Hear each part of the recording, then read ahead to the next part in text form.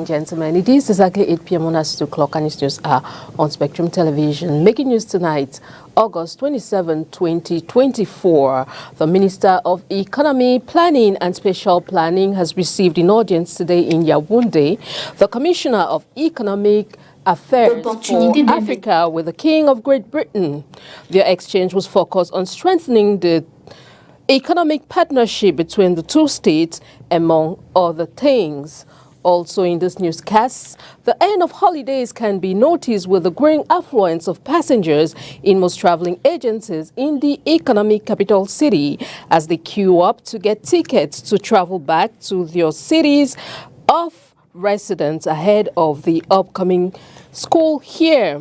The 2024 commercial return of officially launched today in Yaoundé. The goal is to make school supplies available at promotional prices and avoid stress to parents. This operation will be completed on September 8th, the eve of the school year. The stories in full and more will be yours right ahead. Welcome to the 8 p.m. Bilingual Primetime Newscast on Spectrum Television. I will dive right into the full stories on tonight's edition, and it is in the French language with Oriane Donquin. Bonsoir, Oriane. Bonsoir à vous, Christelle Assec. Mesdames et messieurs, bonsoir et bienvenue au journal. Comme annoncé en titre, le ministre de l'économie, de la planification et de l'aménagement du territoire a reçu ce jour en audience le commissaire des affaires économiques pour l'Afrique auprès du roi de Grande-Bretagne. Les échanges ont porté entre autres sur le renforcement du partenariat économique entre les deux États. Inès Pangan et Thierry Onde pour les détails. Opportunités d'investissement au Cameroun, climat des affaires, priorité du gouvernement en matière d'économie, promotion de la création des richesses sont au centre d'échanges entre des personnalités du Cameroun et de la Grande-Bretagne. Les deux pays veulent renforcer le partenariat économique qui les lie déjà. On a discuté les opportunités pour notre partenariat moderne qui est fondé sur le respect mutuel entre nos deux pays. Et on a discuté une gamme de secteurs dans lesquels il y a des opportunités pour renforcer notre partenariat qui bénéficie les deux pays. La rencontre se fait au ministère de l'économie, de la planification et de l'aménagement du territoire ce 27 août 2024. D'une part, le commissaire en charge des affaires économiques pour l'Afrique auprès du roi de Grande-Bretagne, accompagné pour l'occasion du haut-commissaire de Grande-Bretagne au Cameroun, et d'autre part, le ministre Alamine Ousmane Meh. Concertation secteur privé, direction générale des impôts. Dans la perspective de la loi des finances 2025, le directeur général des impôts effectue une tournée de concertation avec les acteurs du secteur privé dans la ville de Douala. Retour sur l'escale faite au GECAM avec vous, Léla Reine-Granz.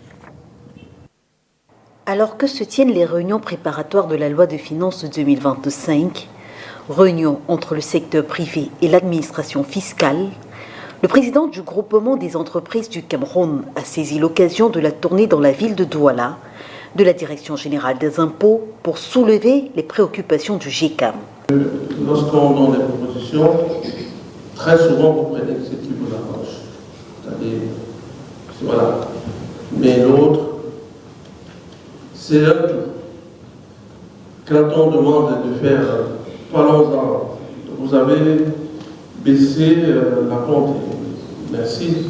D'abord, on va pas baisser la compte, vous avez baissé l'impôt sur les PME de 20 à 25%. Alors, je voudrais que vous fassiez des statistiques. Vous-même, pour me dire combien de PME ont bénéficié de ça. Combien de PME. Je veux même parler. S'il y en a 50 sur le secteur public qui sont dans l'industrie, je change mon nom. Comme les années précédentes, la réunion de concertation de ce genre se voulait le cadre pour recueillir les propositions du secteur privé pour l'amélioration du système fiscal, mais aussi le lieu d'expression des attentes de ce même secteur Pour ce qui est de la prochaine loi de finances, de consolider les acquis de ce dialogue traditionnel avec le secteur privé en multipliant les échanges, en particulier dans le cadre de la préparation des projets de loi de finances.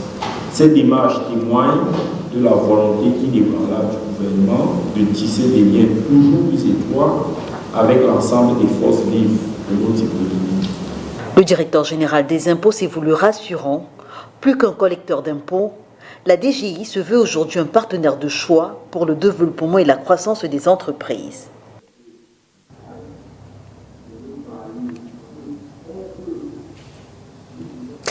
La rentrée commerciale 2024 est officiellement lancée ce jour à Yaoundé. L'objectif est de rendre disponibles à des prix promotionnels les fournitures scolaires et éviter le stress aux parents. Cette opération s'achève le 8 septembre prochain, veille de la rentrée scolaire 2024-2025. Inès Panga. Rentrée commerciale 2024 pour faire un rapprochement à la rentrée scolaire 2024-2025 et éviter le stress aux parents. L'esplanade du boulevard du 20 mai à Yaoundé accueille depuis le 19 août dernier et ce jusqu'au 8 septembre prochain une opération de vente promotionnelle des fournitures scolaires et autres produits de grande consommation. On sent la vitalité du tissu économique national. Il y a au moins 20 à 25 stands qui vendent des livres et des fournitures scolaires. C'est un progrès par rapport à ce que nous avons connu. Il y a donc une diversification. Et qui dit diversification dit aussi compétition. Donc je pense que nous sommes dans une dynamique qui prouve que finalement la mayonnaise a pris. Les prix qui respectent les normes en la matière selon les organisateurs du ministère du Commerce semblent apporter satisfaction aux visiteurs parents. Les prix sont vraiment abordables, on était vraiment satisfaits. Nous sommes venus chercher les cahiers, les livres des enfants. Nous avons pris les cahiers au prix abordable. J'ai trouvé plus ou moins ce que je suis venu chercher en grande majorité. Et je suis vraiment satisfaite parce que tout ce que j'ai pu prendre, l'enfant peut démarrer les classes lundi. Et les prix sont effectivement ce qui est officiel. L'opération est officiellement lancée ce 27 août 2024 à Yaoundé. Elle se déroule simultanément dans les départements du territoire national.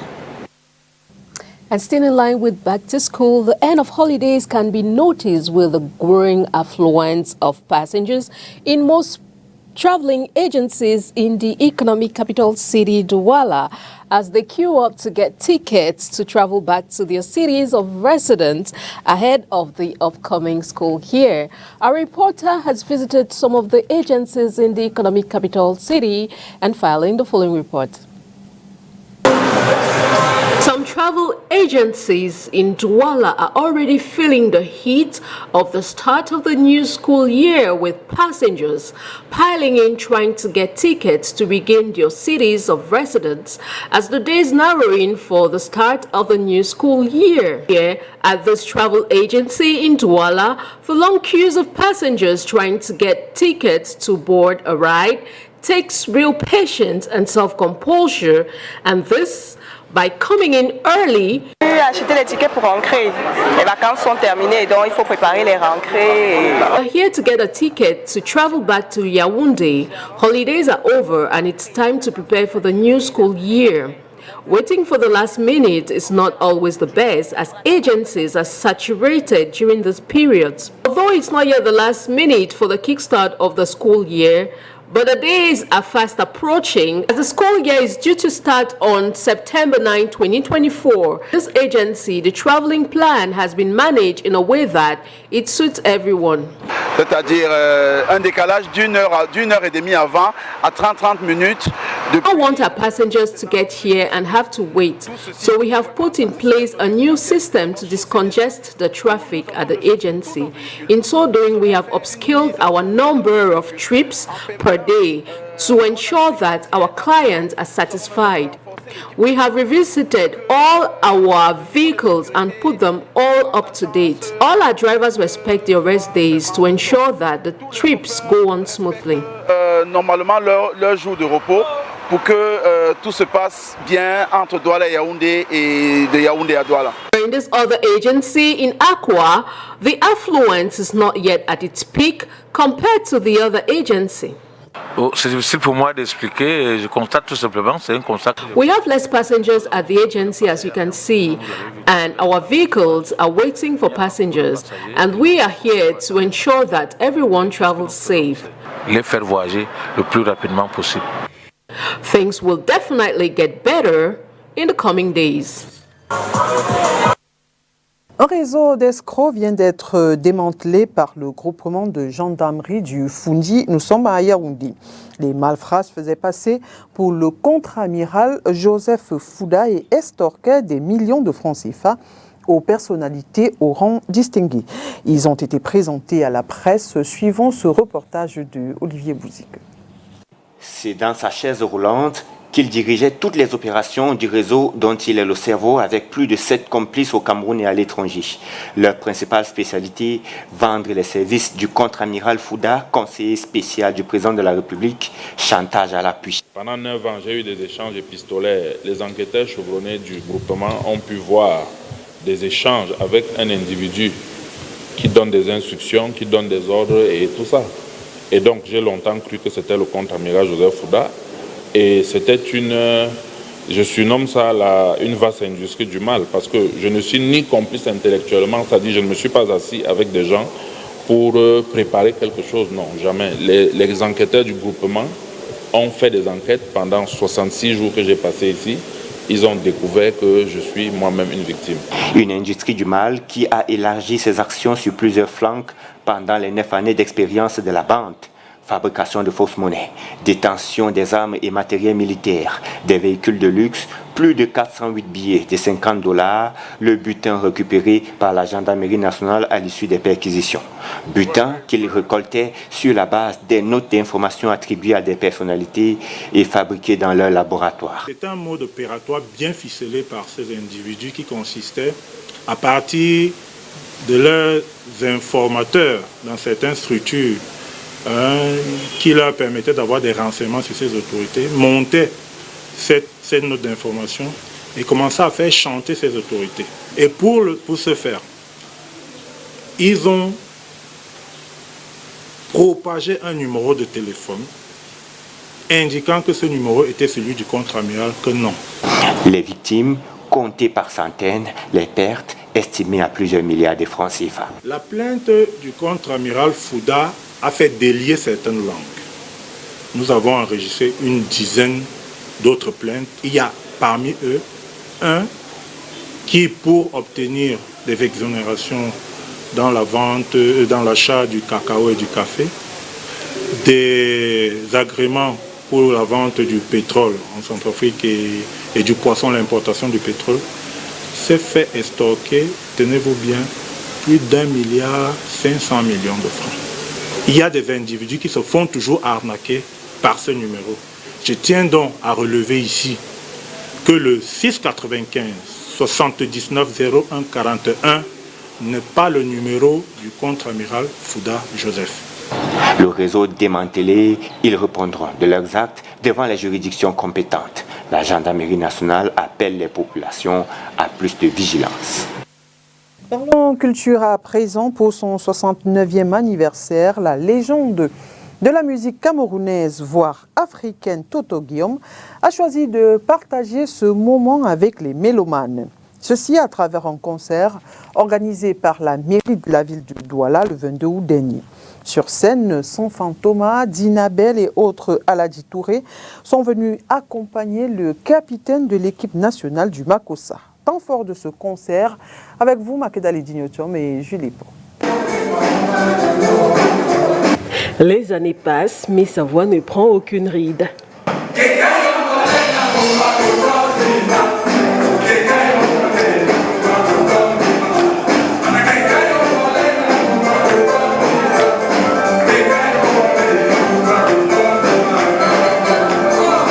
Pour son 69e anniversaire, l'artiste musicien Toto Guillaume, affectueusement appelé Togi, a choisi de partager ce moment important de sa vie avec le public.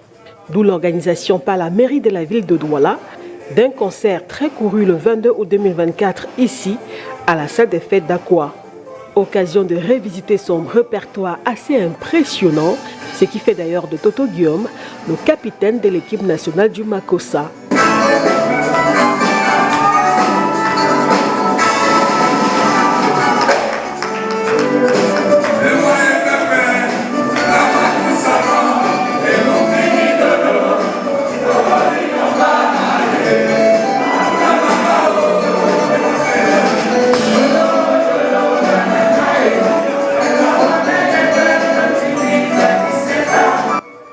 Sans Fantoma, Aladi Touré,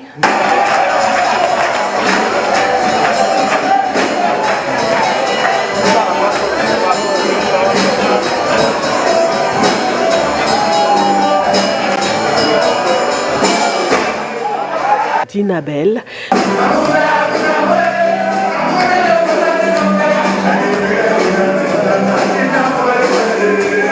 les membres de la grande chorale d'hommes de Deido sont présents aux côtés de Ngila Nyama.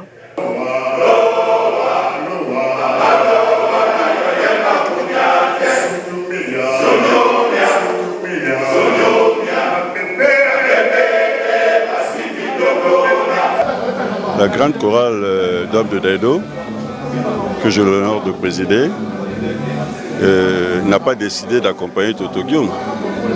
Mais Toto Guillaume a sollicité qu'on l'accompagne. Dernièrement, même lui aussi, il était là quand je fêtais mes 70 ans de vie. Donc que je sois là avec Sam Fantomas et Aladi Touré, je ne pouvais pas rater cette invitation. Donc c'est un ami de longue date.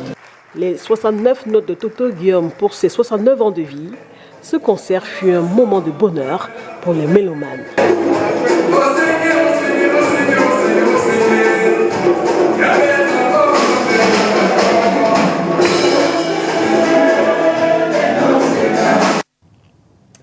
The rapid rise in disposable electronic cigarettes or vape usage is creating a tidal wave of pollution, and this is raising serious environmental concerns.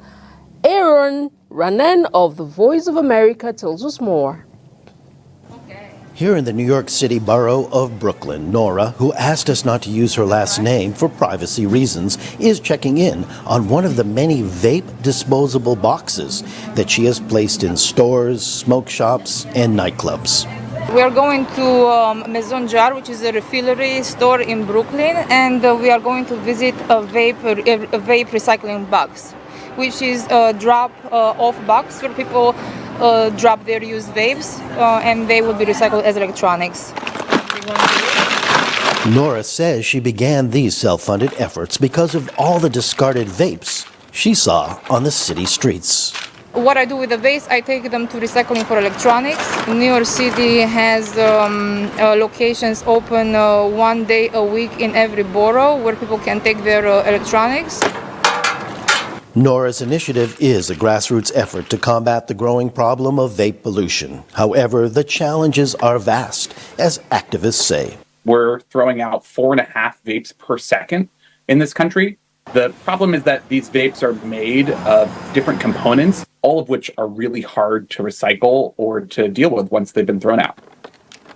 Many of these devices contain hazardous materials like lithium batteries and nicotine, which can cause significant environmental harm. A University of California, San Francisco professor who has studied this issue extensively explains the dangers.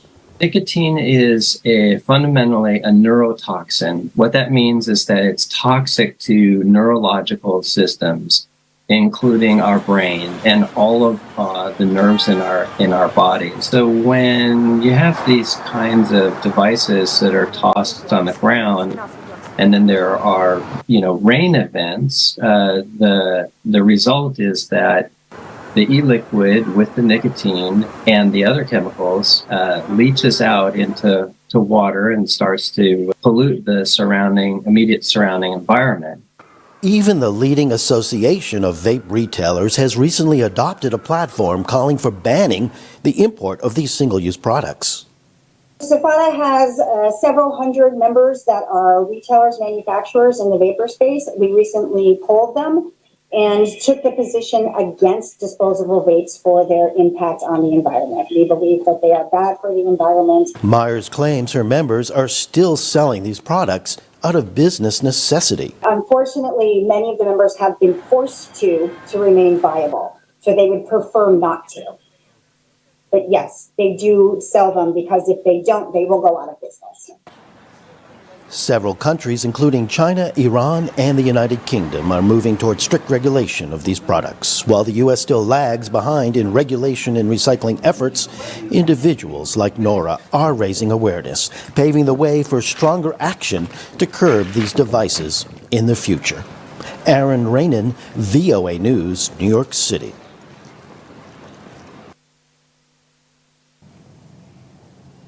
Et nous restons avec notre partenaire, la Voix de l'Amérique, pour cette fois faire le tour de l'actualité en Afrique. Au Soudan, au moins 20 personnes ont été tuées par des tirs d'artillerie imputés aux paramilitaires des forces de soutien rapide sur le camp de déplacés d'El Fasher dans la région du Darfour. Information donnée par un groupe pro-démocratie qui organise l'entraide entre habitants. En RDC, la peine de mort a été requise ce mardi contre 50 personnes, dont 3 Américains, poursuivis pour la tentative de coup d'État du 19 mai.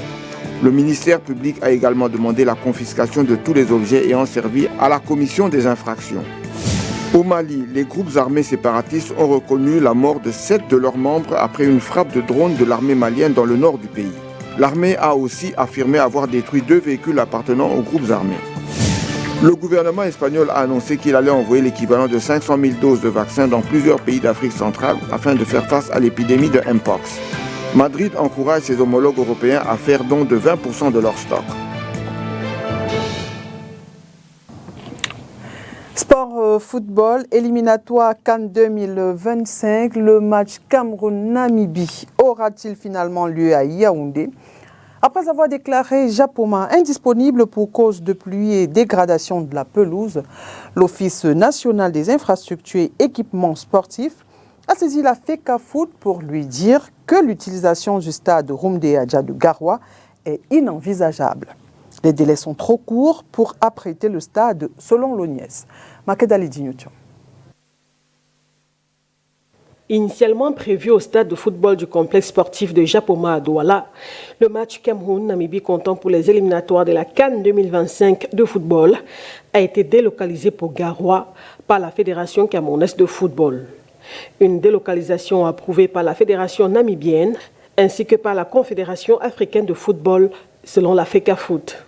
Seulement, le choix de Garoua fait également problème. L'Office national des infrastructures et équipements sportifs ONIES a saisi la FECAFOOT le 26 août 2024 pour signifier qu'après une évaluation préliminaire, l'Office ne dispose pas de temps suffisant pour mettre en œuvre son protocole de préparation des rencontres internationales qui s'étale sur 1 mois au moins. Protocole qui permet la mise à niveau de la pelouse, de tous les systèmes technologiques et autres dispositifs de sécurité appropriés.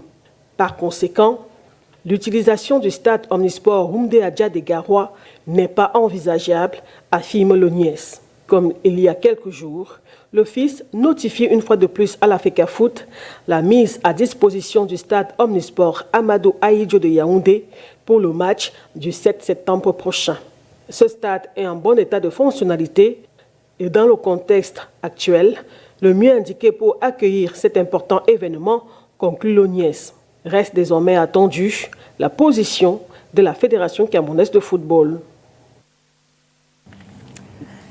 Et justement, la FECAFOOT a fait savoir à l'ONIES ce jour même que la CAF maintient le match à Garoua au même jour et heure. Toujours en sport, parlons maintenant d'activités de vacances. Plus de 300 jeunes enfants sont initiés dans les disciplines de l'athlétisme à Yaoundé. C'est dans le cadre du programme Les Poussinades de Yassa, rendu à sa 4e édition. Olivier Bouzik. C'est une pépinière d'athlètes camerounais. L'âge varie entre 5 et 15 ans. Ils se démarquent dans les disciplines diverses. 18 écoles présentes, plus de 350 enfants engagés. Une activité vacancière qui leur permet de joindre l'utile et l'agréable. C'est la 4e édition du programme Les Poussinades de Yassa, tenue au stade Omnisport de Yaoundé.